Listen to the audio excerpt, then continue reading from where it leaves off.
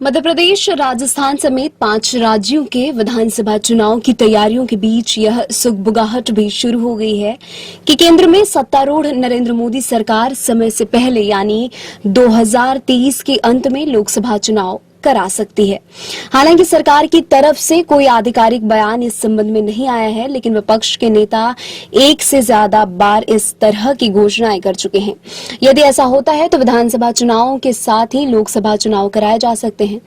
विपक्ष को एकजुट करने में जुटे बिहार के मुख्यमंत्री नीतीश कुमार ने एक बार फिर कहा है कि केंद्र सरकार समय से पहले लोकसभा चुनाव करा सकती है।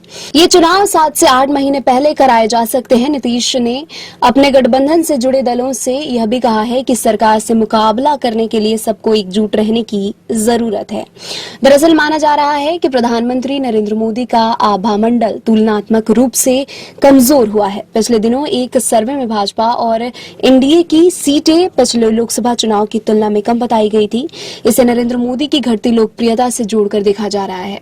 कर्नाटक और हिमाचल प्रदेश में मिली हार को भी भाजपा के लिए झटका माना जा रहा है। भाजपा विपक्षी गठबंधन इंडिया को भी हल्के में नहीं ले रही है। हालांकि यह अलग बात है कि उसके नेता इस तरह प्रदर्शित कर रहे हैं कि उन्हें विपक्षी गठबंधन की कतई चिंता नहीं है, लेकिन जिस तरह से भाजपा नेता विपक्षी गठबंधन पर हमले कर रहे हैं उससे उनकी चिंता को साफ पढ़ा जा सकता है।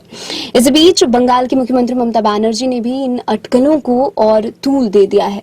उन्होंने कहा कि चुनाव दिसंबर में ही करा दें तो हैरानी नहीं होनी चाहिए। उन्होंने कहा कि भाजपा ने लोकसभा चुनाव में प्रचार के लिए पहले ही सभी हेलीकॉप्टर्स बुक कर लिए हैं ताकि बाकी राजनीतिक दल प्रचार के लिए उनका प्रयोग नहीं कर सके। बंगाल की सीएम ने यह भी कहा कि हम लोकसभा चुनाव में भाजपा को हराएंगे। विपक्षी नेताओं के दावों में कितना दम है यह तो वक्त ही बताएगा, लेकिन एक बात यह सामने आ रही है कि यदि 5 राज्यों के विधानसभा चुनाव के परिणाम भाजपा के अनुकूल नहीं रहते हैं तो उनका नकारात्मक असर लोकसभा चुनाव पर भी हो सकता है।